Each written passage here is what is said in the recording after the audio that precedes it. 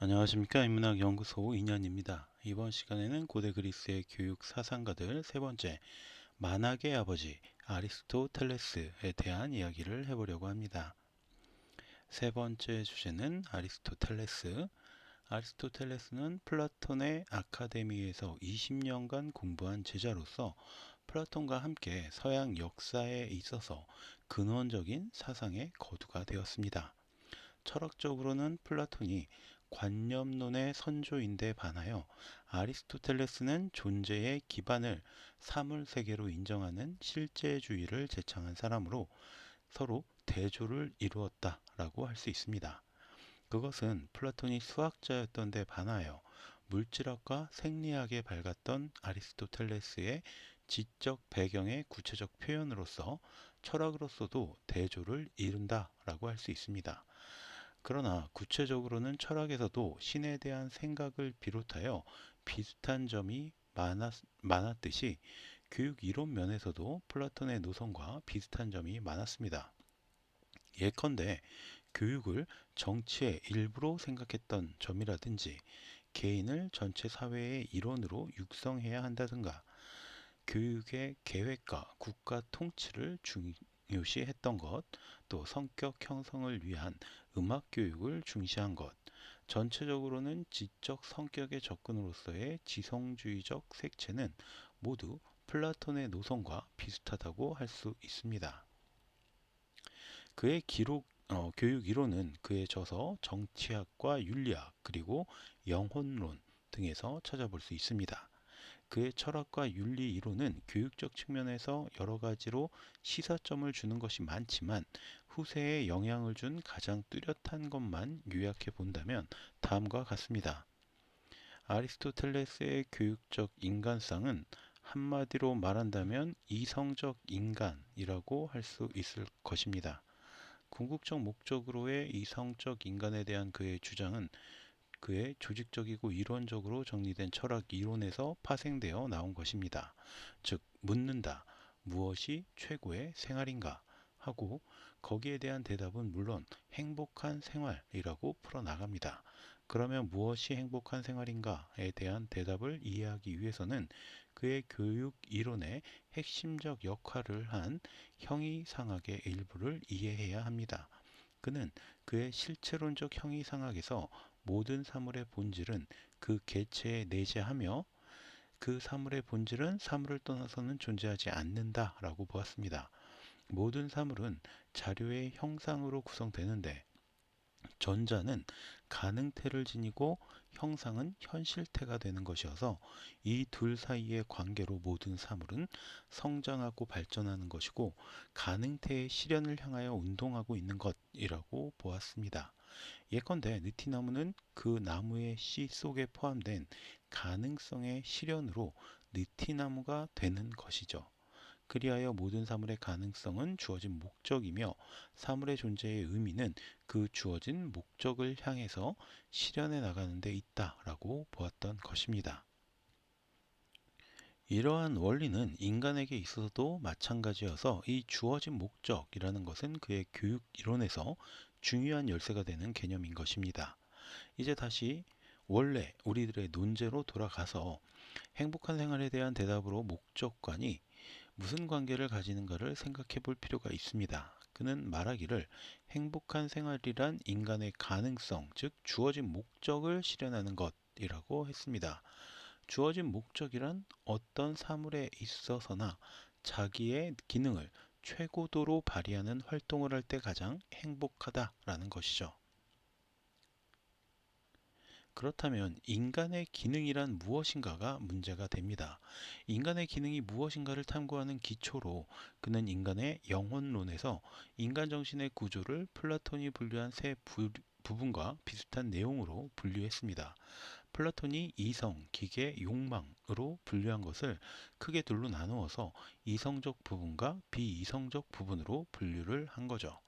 그리하여 비이성적 부분은 본능, 정열, 감정, 욕구 등을 뜻하며 비이성적 부분은 이성적 부분의 지배를 받아야 참다운 인간이 될 수 있다라고 했습니다. 따라서 이성은 인간에게 있어서 가장 인간다운 기능성을 내포하고 있어서 인간의 목적은 즉 이성의 실현이라고 했던 거죠. 이 같은 이성의 실현으로부터 자유교육 혹은 교양교육에 대한 강조가 파생됩니다. 즉 자유교육이란 서양교육에서 중요한 위치를 차지하는 것으로 아리스토텔레스에 의해서 그 의미가 확립되고 이론화되었던 것이죠. 다시 말하면 이성의 실현을 위해서도 지식의 추구가 필요한데 지식은 진리 자체가 목적인 지식으로 인간의 영혼을 자유화하는 것만이 자유교육에 속한다라고 했습니다. 그리하여 생산이라든가 실무에 필요해서 습득한 지식은 자유교육에 속할 수가 없었습니다. 비자유교육은 직업적 교육, 실용적 교육으로 지식 자체가 목적이 아니고 사용이 목적인 것으로 노예들에게 적당한 교육이라고 했습니다. 따라서 자유교육과 비자유교육의 한계는 배우는 내용에 따라 나눈다기보다는 배우는 목적에 따라서 구별한다라고 할 수 있죠. 즉 가치 있고 쓰고 피리 부는 것을 배워도 그 자체가 목적이 되어서 배우면 자유교육이지만 그것을 실무에 사용할 목적으로 배운다면 비자유교육인 것입니다. 그의 교육계획은 국가의 책임으로 보며 어린애가 6세가 되기까지는 가정에서 동화를 중심으로 교육을 받고 6세에서 10세까지는 초등관계의 교육으로 읽기, 쓰기, 세마기 등과 음악, 체육을 중심으로 품성교육과 신체 단련을 해야 한다고 했습니다. 여기서 조기교육은 품성교육을 중시하며 음악과 체육을 중시한 것은 플라톤의 경우와 비슷합니다. 그리고 인간의 비이성적 부분은 덕은 중용에 있으며 그것을 구별하게 하는 힘은 이성적이지만 좋은 품성으로 그것을 실천케 하는 것은 습관 형성이라고 했죠. 그리고 아동이 10세가 되면 중등관계 교육으로 자유학과 시 6편, 수사, 문학, 지리 등을 배우며 20세가 되면 최고의 교육 단계로서 심리학, 정치학, 윤리학, 생리학, 철학 등을 배우게 했습니다.